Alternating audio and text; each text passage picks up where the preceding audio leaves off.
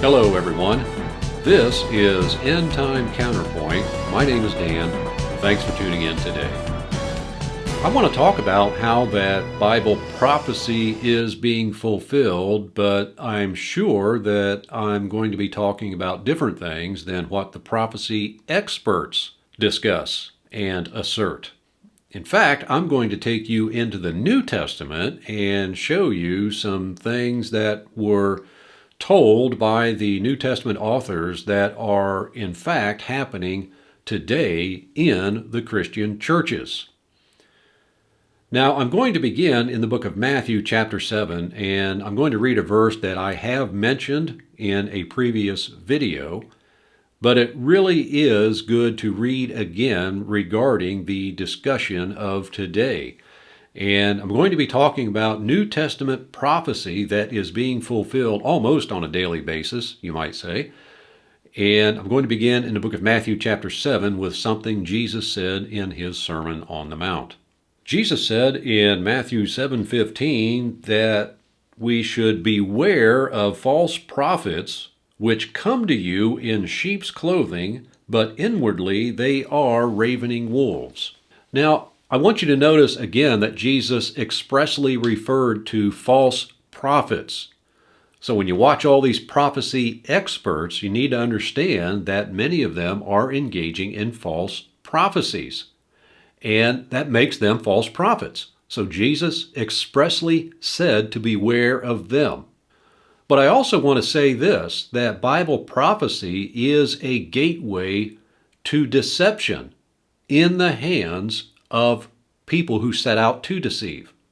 But in fact, they are ravening wolves. What do they want? Well, they want to gain a following.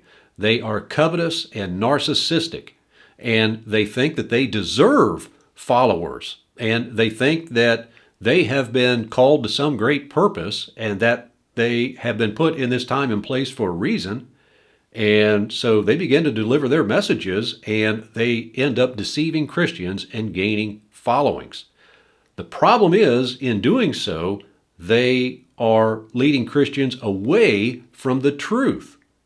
And they do this constantly, and Christians just keep eating it up. But they have to understand that they're being deceived by false prophets, and it's the very thing that Jesus warned about in Matthew chapter 7.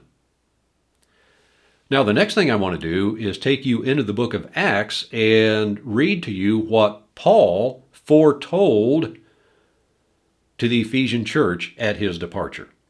In Acts chapter 20, verse 30, Paul said this, "Also of your own selves shall men arise, speaking perverse things, to draw away disciples after them." Now, again, you'll notice that these aren't outsiders. These are people who were in the Ephesian church. And Paul said, you don't have to worry about influence from the outside. He said, right among yourselves exist the future deceivers. And he knew that after his departure, that these men would arise and start speaking things that were not true to the gospel of Christ, in an attempt to draw away followers after them. And the Christian world today just doesn't understand how far removed it is from the gospel of Christ, because they have been following these deceivers for far too long. These prophecy experts and many of the other leading evangelists are drawing people away from the true gospel of Christ. It isn't that complicated. But through the lies and the fabrications and the stories, and in particular this end-time scenario that these false prophets have created, they have deceived millions and millions of Christians. And there are lots of people engaging in this activity because the Christian market is a big one, and there are lots of Christians who are potential customers who buy the products that these end-time prophecy experts are selling. Now, let me read to you something else that Paul predicted, and if there's any Bible prophecy coming to pass, it is this one. In 2 Timothy chapter 4, verse 3, Paul said this. He said, "For the time will come when they will not endure sound doctrine. But after their own lusts shall they heap to themselves teachers having itching ears, and they shall turn away their ears from the truth, and shall be turned unto fables. Now, obviously, this is a prophecy because Paul said the time will come when this will happen. And I don't think he's talking about outsiders. He's referring to people who once heard and knew and maybe even accepted the truth, but are now being turned unto fables. And fables is another word for fiction or stories. And that's exactly what these end-time prophecy experts have contrived. Fables, stories, fictions, all these possibilities that Christians get excited about, but that you never see. But these are things that you can see. And if you can't see the Christian world corrupting itself by following these phony prophets, then really you need to open your eyes and see the red flashing lights, because the New Testament is warning us time and time again of all these false teachers and false prophets who only want to gain a following. Now, I'm going to conclude with something that Peter wrote, and you really need to pay attention to this one. In 2 Peter chapter 2, verse 1, he said that there were false prophets in the past among the people, even as there shall be false teachers among you. But then in verse 3, he said, through covetousness shall they with feigned words make merchandise of you.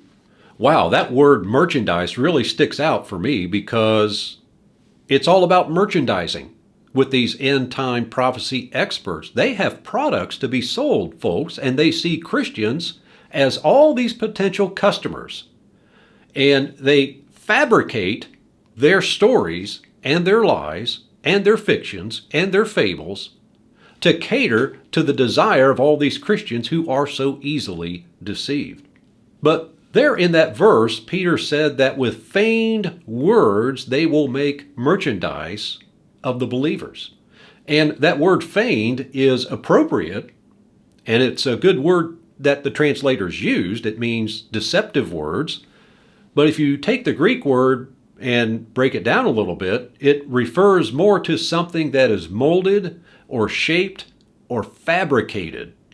And that word fabricated really stood out for me when I looked that word up, because it's something that is crafted or made. It's a phony.